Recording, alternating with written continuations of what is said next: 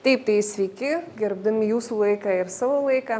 Tai šiandieną norim pakalbėti ir pristatyti, kasgi yra tie nematomi pareigūnai, kur juos galime Lietuvoje rasti, kur galime nujausti, kad jie yra pamatyti, tikrai niekada nepavyks. Tai šiandieną pakalbėsime apie tarnybas, kurgi ateina mūsų studentai, baigia tam tikras programas ir kokio darbo galima tikėtis. Tai šiai dienai tiesiog tokį intro noriu padaryti, kad viešasis saugumas iš tiesų labai susirūpinęs ir šiai dienai mes turime pavedimą valstybės parengti pareigūnus, nematomus pareigūnus, tai yra žvalgus ir ties to labai intensyviai dirbam. Ir kas seka mus arba Instagrame, arba sekate šiaip Mykolo Romerio universiteto paskyrą, tikriausiai esate matę nacionalinio saugumo programą, kurią mes teikiame, tai šiai dienai turime konstatuoti, kad jos akreditavimas yra nukeliamas dėl didelės gausos programų ir ši programa startuos nuo kitų metų, bet nematomų pareigūnų rengimas nesibaigia, jisai tęsiasi. Ir tie patys socialiniai partneriai laukia mūsų studentų baigusių kitas mūsų studijų programas. Tai pačiai pradžiai, prieš pradedant, noriu pasakyti, kad klausykite, ką mes jums kalbėsim, stebėkite ir pačioje pabaigoje užduosiu vieną klausimą, kada jūs galėsite laimėti gertuvę. Tai klausimas tikrai bus labai paprastas, iš to, ką girdite, ką matote, ir tuo mes netgi ir patikrinsim jūsų gebėjimą būti nematomais pareigūnais, nes reikia tam tikrų savybių. Tai labai trumpai, nes irgi sulaukėme klausimų, kas yra Mykolo Romerio, iš viso, kas čia per universitetas, tai mes esame ir Vilniuje, ir Kaune, ir Klaipėdoje, Marijampolėje. Tai pakankamai jaunas, 35 metus šiais metais švenčiame, turime studentų virš 6000, dėstytojų irgi netiek mažai. Bet šiandieną mes pristatysime savo fakultetą, tai yra Viešojo saugumo akademija, ten, kur yra rengiami nematomi pareigūnai ir tos programos, kuriuose jie studijuoja. Kuo galime pasidžiaugti, kad nei viena kita aukštoji mokykla neturi partnerinių institucijų, tokių kaip yra Frontexas ir Cepolas, tai irgi nematomi pareigūnai. Tai Frontexas tikriausiai jau galbūt iš žiniasklaidos tekę girdėti, kad tai yra ta agentūra, kuri yra susijusi su mūsų sienų apsauga ir kai matėme didelės invazijas iš Baltarusijos pusės migrantų, tai Frontexas buvo viena iš tų institucijų, kurie atskubėjo Lietuvai į pagalbą. Tai nematomi pareigūnai, kurie keliauja per visą Europą, tai yra Europos agentūra ir mūsų akademija yra viena iš partnerinių akademijų, būtent rengiant Frontexo pareigūnus. Ir kita yra Cepolas, Cepolas tai yra susijęs su policija, tai čia kaip daugam gali būti sąskambis Interpolas, Europolas, kur vėlgi sėdi nematomi žvalgai, kurių jūs nepamatysite, apie kuriuos nieko neišgirsite, bet jie daro tą tokį nematomą darbą būtent žvalgų. Na ir dabar norėčiau užduoti tiesiog tokį klausimą, kaip jūs galvojate, aš sąmoningai neminėjau, kokiose institucijose dirba mūsų nematomi žvalgai arba nematomi pareigūnai. Vat Lietuvoje, kur juos galima sutikti? Arba bent jau nuspėti, kur jie dirba. Taip. VAT. Kas yra VAT?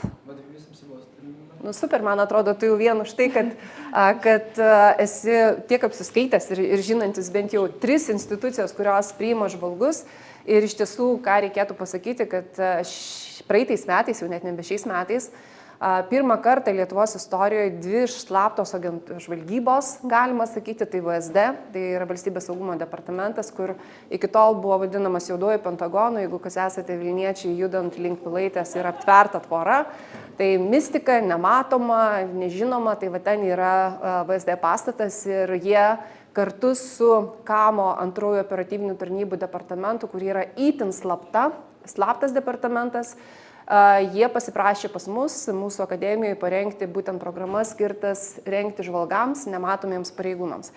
Tai iš tiesų yra ir kitos institucijos ir čia matot visą sąrašą, kur mūsų studentai pabaigę 100% gali eiti ir įsidarbinti. Tai jeigu norite dirbti nuo muitinės kriminalinės tarnybos, tai kas kam domina ekonomika, domina ieškojimai kontrabandos, vadovybės apsauga, saugo Lietuvoje 3 pirmosius asmenis, tai yra prezidentą, ministrą pirmininką ir Seimo pirmininką, specialiųjų tyrimų tarnybą, tai yra visos korupcinės nusikalstamos veikos. Mano minėtas antras operatyvinis departamentas tarnybų, tai yra absoliučiai į žvalgybą vidaus ir išorės orientuota, valstybės saugumas, valstybės sienos apsauga, policija, finansiniai ir Lietuvos kalėjimai. Visose šitose institucijose mes galime rasti Taip, ir aš tik paantrinsiu dar, kadangi jūs paminėjote žvalgas, tai įprastai STT, VSD, žvalgas tokia lyg atspindi, bet visos kitos institucijos taip pat turi žvalgus, kurie savo pareigybių prierašę turi tokį kitą dar papildomą žodį - kriminalinė žvalgyba, bet visose institucijose, netgi Lietuvos kalėjimų tarnyboje, taip pat dirba kriminaliniai žvalgai, kurie atlieka tam tikrą slaptą misiją. Tai visos institucijos čia išvardintos, šalia matomo vaizdo ir profilio turi ir nematomą pareigūną. Sunku tuo galbūt kartais patikėti, bet visada pareigūnas turi dvi pusės - matomą ir nematomą. Ką galima sakyti, kad studijuojant mūsų programuose jūs gausite ne tik tai, mes perėsim toj prie konkrečių programų pagal profilį, ką jūs norėtume studijuoti, bet irgi norisi pasakyti, kad tie nematomi žvalgai tai turi atitikti tam tikrus reikalavimus. Ir labai dažnai įsivaizduojama, kad aš turiu praeiti sveikatą, ten fizinį būti gerai pasiruošęs ir taip toliau. Tai galiu pasakyti, kad tam tikroms institucijoms, tokioms kaip, pavyzdžiui, policija, valstybės sienos apsauga, kalėjimų tarnyba, vadovybės apsaugos tarnyba, jie reikalauja fizinio patikrinimo, bet VSD, antrasis operatyvinių, tai mes, kai diskutavom, kas galėtų ateiti pas mus dirbti, sako, aš labai taip sušaržuosiu, sakė, gali be kojų, be rankų, svarbiausia su galva. Tai vadinasi, iš tiesų, tapti žvalgu gali bet kas, turintis tam tikrų kompetencijų. Tai vat, mūsų tas klausimas ir bus susijęs su viena iš tų kompetencijų pastabumu, gebėjimu filtruoti informaciją, ką mes kalbam, išrinkti tą informaciją, kuri reikalinga ir ištraukti tada, kada reikia. Tai daugiausia tų kompetencijų žvalgas ir turi turėti. Pastabumas, loginis mąstymas, be galo didelis kūrybiškumas, todėl, kad kai jūs atsidursite tam tikroje situacijoje, nesvarbu, kur dirbsit, policijoje žvalgu, pasienį, kalėjimų tarnybą, ir jeigu sakys, tu esi žvalgas, tu turi sugebėti sukurti tokią legendą, kad įtikinti kitą žmogų, kad tu to darbo nedirbi. Tai viso šito yra mokoma po truputėlį mūsų studijose, po truputėlį yra mokoma ir praktikoje, nes mūsų stiprybė visų programų yra tai, kad mes labai orientuoti darbui su mūsų socialiniais partneriais. Tai kiekviena programa, jinai turi labai stiprų socialinį partnerį ir tiesiog mes pereisim tada prie tų visų programų. Ką reikėtų pasakyti, kad Viešo saugumo akademijoje mes turime dvi kryptis, tai yra teisinės programos, kur pabaigę jūs gausite teisės bakalaurą, ir turim naują visai kryptį Viešo saugumo pareigūnai, kuriems yra suteikiamas visuomenės saugumo kvalifikacija. Na ir dabar, Danguolė, žodis tau, kadangi jau čia yra teisės ir policijos programa, kurioje... Iš tikrųjų atrodytų tas policijos pareigūnas labiausiai matomas, pažįstamas, dažniausiai sutinkamas, bet kaip ir minėjom prieš tai, kartais ir šitas pareigūnas turi tą slaptą pusę ir truputį ir apie kitas programas kalbant toliau, neretai baigę studijas studentai tampa Facebooko draugais, Instagramo draugais ir, pavyzdžiui, tampa fotografais, vestuvių planuotojais. Ne? Man kaip analitiniam mąstytojui kyla klausimas, kam 3,5 metų studijavo, bet kad tapti tuo nematomu pareigūnu, žvalgu, kartais net dėstytojai, kuri galbūt nutuokia, bet prisistato, kad tapau vestuvių planuotojų, pabaigęs teisę ir policijos veiklą, ar matysit kitas toliau studijų programas. Tai iš tikrųjų, kaip ir matėt prieš tai, kol kas mūsų teisė ir policijos veikla, be to, kad valstybė prašo labai viešo saugumo pareigūnų ir jie rengiami Viešo saugumo akademijoje, mes dirbame teisės kryptyje ir studijų trukmė yra 3,5 metų, baigus studijas išduodamas aukštasis ar įgyjamas aukštasis teisinis išsilavinimas ar ne. Ir labai svarbu, kad studijos yra finansuojamos, nes tą ir parodom, ką mes paminėjom savo partnerystę su socialiniais partneriais, garantuojam darbo vietą po studijų baigimo ir be to, kad tai yra teisės krypties studijos, kur nacionalinis reguliavimas prašo atitikti tam tikrą kanoną, kad išklausyti atitinkamą skaičių teisinių studijų dalykų, teisinių žinių įgyti. Mūsų studijos yra labai interaktyvios, neapsiriboja vienu universiteto suolų. Mes keliaujam į šaudyklas, į miesto erdves, mes bėgam, mes šaudom, mes važiuojam, mes iš tikrųjų atliekam pačias įvairiausias veiklas, domimės, fotografuojam, praktikuojamės bent 3 kartus per metus ir kažkas čia buvo prieš klausę, ir prisijungiam prie policijos rėmėjų, jeigu tik tais norisi, kad ta praktika dar būtų gyvesnė, aktyvesnė ir ištisus metus studentas studijų metu gali pajusti ne tik tą studijų procesą suole, bet ir praktinį pareigūno ateities tą visą modelį, kas jo laukia. Labai panaši kita studijų programa yra Teisė ir valstybės sienos apsauga. Jau čia buvo paminėtos ir tarptautinės institucijos, mūsų valstybės sienos apsaugos tarnybos pareigūnai labiau tokie yra nutolę, galbūt iš centro Lietuvos, išsiskirstę Lietuvos pasienyje, matom, kokie iššūkiai tenka, tai iš tikrųjų šiandieną tapti pasienio pareigūnų taip pat didelė garbė ir tuo pačiu tapus pareigūnų yra saugoma ir užtikrinama ne tik Lietuvos valstybės sienų apsauga, bet kartu saugoma ir visa ES sienos, visas perimetras, kuris yra patikėtas Lietuvai, o mes turim tokį išorinį perimetrą iš Rusiją ir Baltarusiją. Tai nuo mūsų, kaip Lietuvos pasieniečių profesionalumo, pasirengimo priklauso ir visos ES saugumas, didžiaja dalimi. Ir vėlgi tose studijose tie patys momentai ir akcentai, teisės kryptis, darbo vieta garantuota, ar ne, ir tas veiklos visas pobūdis, praktinis aspektas yra nukreiptas, kaip matot, į Lietuvos Respublikos sieną, sienos apsaugą ir vėliau studentai išsiprofiliuoja, mūsų alumnai, absolventai šiandien yra ir aviacijos rinktinės vadovai, ir kinologai, ir dirbantis įvairiuose kitose profiliuose, plaukiantys jūroje, užtikrinantis perimetrą jūros apsaugoj. Tai be galo tikrai irgi įvairialypė profesija, kuri kartais nematoma ne tik dėl to, kad reikalauja ir žvalgybinio pobūdžio, bet nematoma, kadangi šiek tiek nutolusi perimetru. Ir dažniausiai pasienio gyventojas labiau pažįsta šitą profesiją, bet mažiau pažįsta centro Lietuvos gyventojas. Taip. Sekanti labai artima profesija, tai viešasis saugumas, tai nauja programa. Buvo užsiminta, kad iš tikrųjų tai yra valstybės prašymas, padėkite mum universitete parengti profesinį bakalaurą, nes šiandieną valstybėje labai reikia viešo saugumo pareigūnų ir pirmieji tas rankas pakėlė, paprašė tos pagalbos, tai šiandien yra Lietuvos kalėjimų tarnyba ir tie patys valstybės sienos apsaugos tarnybos pareigūnai. Tai jeigu jūs jaučiate, kad jums galbūt teisės krypties profilis šiandieną dar neprisijaukintas, tai drąsiai kviečiame studijuoti viešo saugumo kryptyje, kur jau mažiau yra teisinių dalykų, bet visas studijų procesas nukreiptas į interaktyvų profilinį darbą. Čia priklausomai nuo to, kas jūs labiau domintų, pasienietiška kryptis ar kalėjimų tarnybos sfera, vėliau studijos yra suprofiliuojamos ir jau praktinis visas aspektas yra nukreipiamas į tas institucijas. Tai yra naujas mūsų produktas, tai yra 3 metų produktas, darbo vietos garantuotos, studijų finansavimas garantuotas. Ir tuo remiam valstybės poreikį. Aš tik tai dar pasakysiu, daug kas išgirsta Lietuvos kalėjimų tarnybą ir išsigąsta. Ir visi galvoja, kad čia kaliniai, darbas su kaliniais ir visa kita.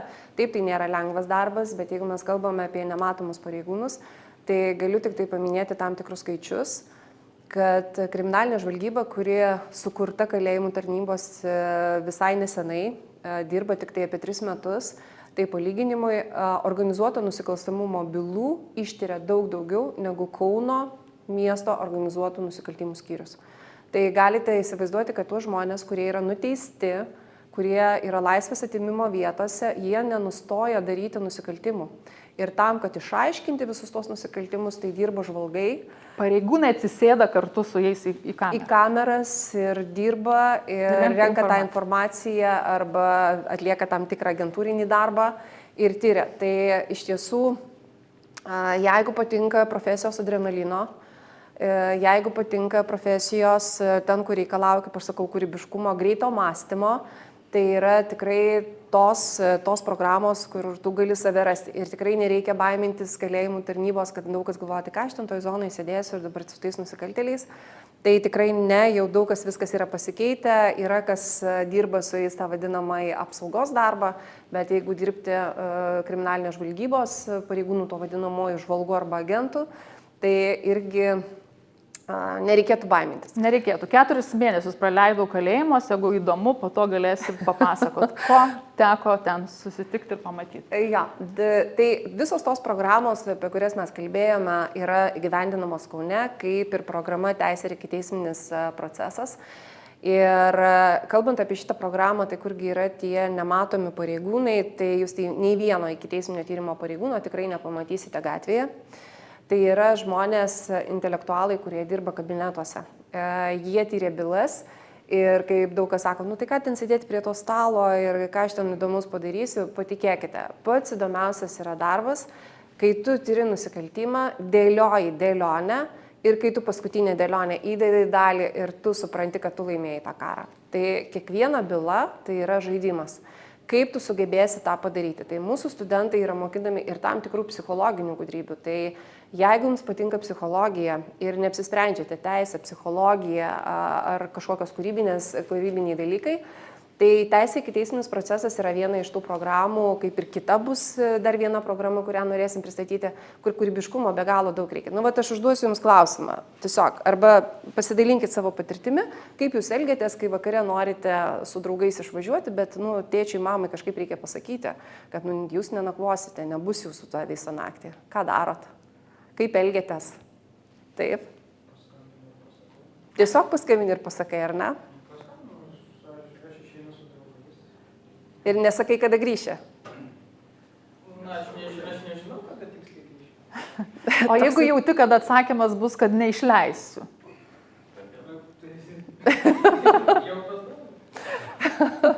Jo, tai iš tiesų, ką mes mokinam savo studentus? Mes studentus mokinam atpažinti, kada yra sakoma tiesa, kada yra sakomas melas. Ir kaip iš klausimo arba iš elgesio tu supranti, kad jau tu gali tikėtis tam tikro elgesio. Pavyzdžiui, labai dažnai stebiu aš savo dukras, viena jau dabar 12-okė kažkaip jau perprato mano tuos visus metodus, jau mažiau to piknaudžiauja, jinai tiesiai skambina ir sakė, mama, aš be išsisukinėjimų važiuoju ir negrįšiu, tai tada jau kaip išmuša visas kortas, bet kol buvo dar tokia paauglystė 9-10 klasė, tai žaisdavom, kurią. Tai jau aš matau, kad jau savaitgalį jos nebus namuose iš tokio elgesio, kad jinai pradeda penktadienį tvarkytis. Kambarys sutvarkytas, šiukšlės išneštos, indai išplauti, nereikia prašyti, nereikia reikalauti.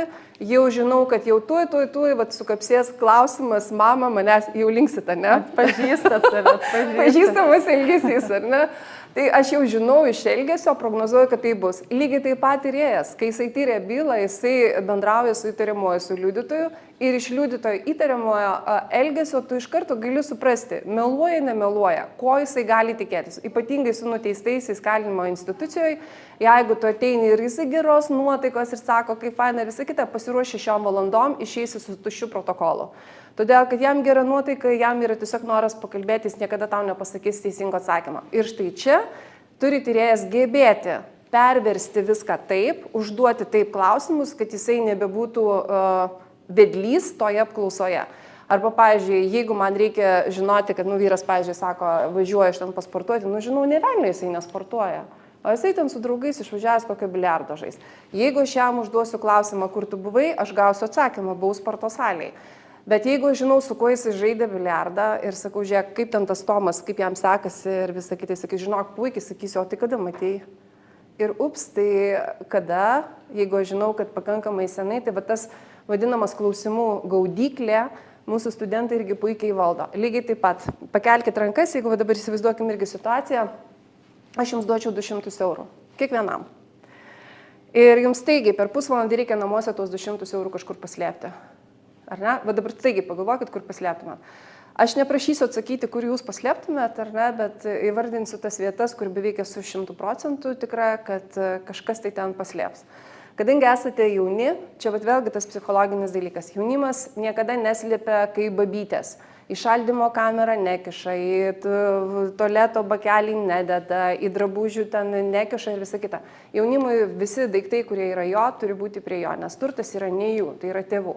Tai greičiausia bus kuprinės, jūsų daiktai, jūsų mergaitės galbūt patalynės, kompai, telefonai ir visa kita. Tai čia vėlgi, tai aš jūsų nepažįstu, bet jeigu studentas, matau, linksit galvas, pataikėm, ar ne?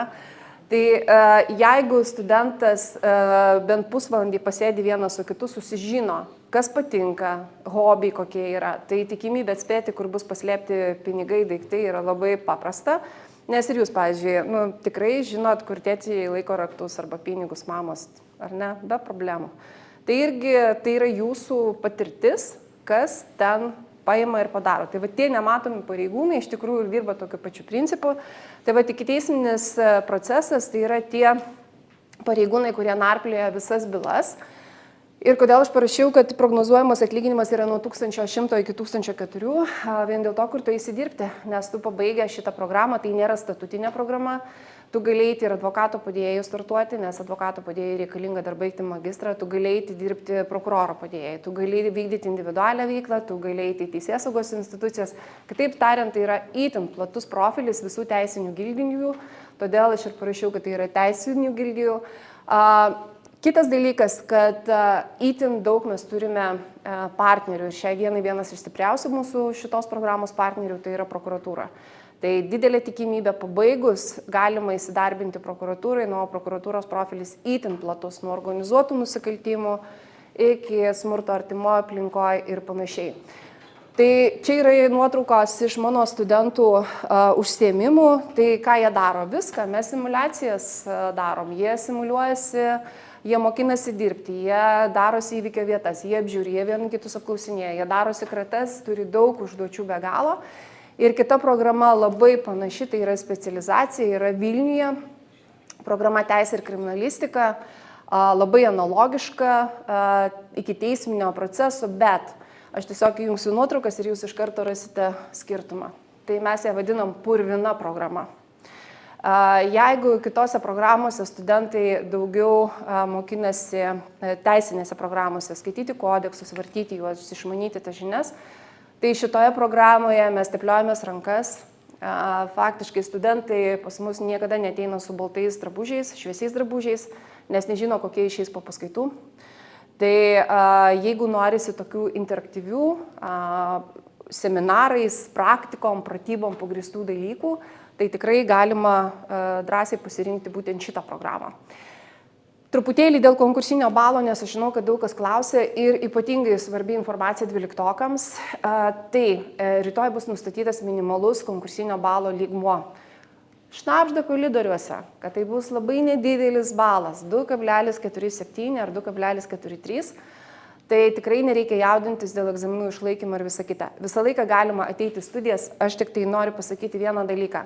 Sako, aš neturiu pinigų susimokėti už studijas, tai jūs galite tikrai išnaudoti, pasiimti paskolas, bet pirmą semestrą susimokate, jeigu nepakliūnate į valstybės finansuojamą. Čia visuose universitetuose tas pats, čia nėra tik pas mus. Pirmą semestrą susimokate valstybės finansuojamą, nefinansuojamą, tai reiškia patys iš savo kišenės tėvelių arba užsidirbate patys. Jeigu gerai mokinatės, antrą semestrą jūs galite atimti valstybės finansuojamą vietą iš kito. Reikalavimas yra kuo geriau mokintis. Tai jeigu aš ateisiu, man patinka studijos ir kuo geresnį balą turėsiu, tai jūs tą, kuris atėjo atsipūtęs ir atsinešė valstybės finansuojamą vietą, po pirmo semestro į eilės galą ir tą valstybės finansuojamą vietą pasiemat. Tai tik tai viskas priklauso nuo jūsų, ta rotacija pas mus yra ir visuose universitetuose yra kas pusmetį. Tai konkursinio balo sandarą matote, stojant į teisės krypties visas programas, jisai išlieka analogija. Jeigu kyla klausimų, jeigu ten B lygis, C lygis, ar ten iš viso nelaikau istoriją, laikau geografiją, biologiją, ateikit iki mūsų stendą, mes turim taip vadinamą guru Saulių, kuris atsako į visus tos klausimus ir tikrai sprendimus randam. Jau ir šiandieną viena atėjo, nori stoti teisę policiją, bet nepasirinkau istorijos. Ką daryti? Guru Saulius, nuvedėm, radom sprendimą, išaiškinom, ką daryti, tai tikrai siekite savo svajonės, tas yra svarbiausia. O viešo saugumo kryptyje jau truputėlį yra mažesnis balas istorijos ir lietuvių kalba literatūra, bet kuri visi kiti dalykai. Tai visus šituos galite ir vėlgi prieiti prie stendo, galim ir mes duoti tam tikrą informaciją, nusifotografuosit. Ir kas itin svarbu, tai yra tarptautiškumas. Taip, kiekvienas iš jūsų tikriausiai pasvajojat, kad galbūt rinktis ne Lietuvoje studijas, kažkur užsienį studijas, bet visada žinokite, kad tą tarptautiškumo kažkokį laipsnį, procentą pasimatuot galite visose mūsų studijų kryptyse ir studijų programose ir čia pas mus akademijoje ir studijuojant, net ir siekiant tapti policijos pareigūnų. Matote studentai įvairiose šalyse, įvairiose valstybėse. Matot, ir Amerikos kanjonai pasiekti ir dabar, žinau, 2 studentai aplikuoja, ketina išvažiuoti pusmečiu į Jungtinės Amerikos valstijas studijuoti. Tai iš tikrųjų, studijuojant Viešo saugumo akademijoje, šitose studijų programos yra puikia galimybė pasižiūrėti, ką daro ir kiti ES ir ne tik ES šalių pareigūnai.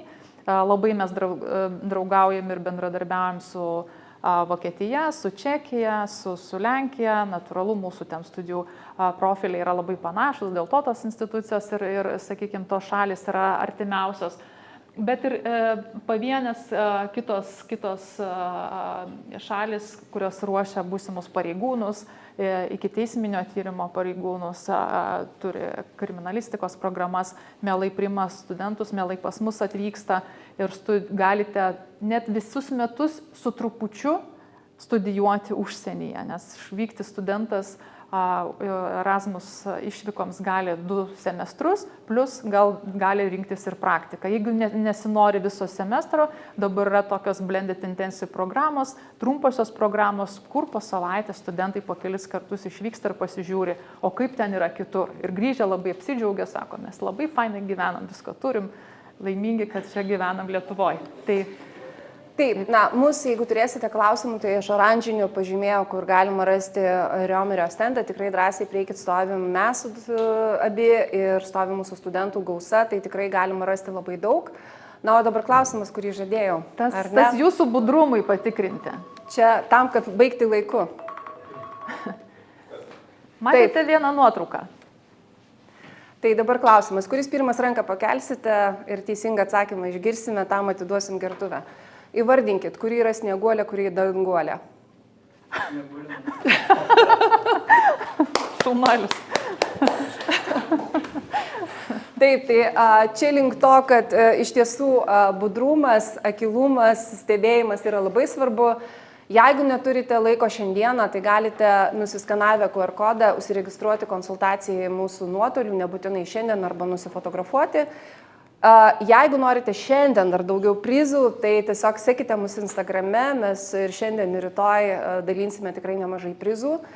Ten yra visa informacija apie tai, ką mes veikiam, kuo užsiemam, studentų visas gyvenimas yra rodomas, yra pristatoma visos komandos.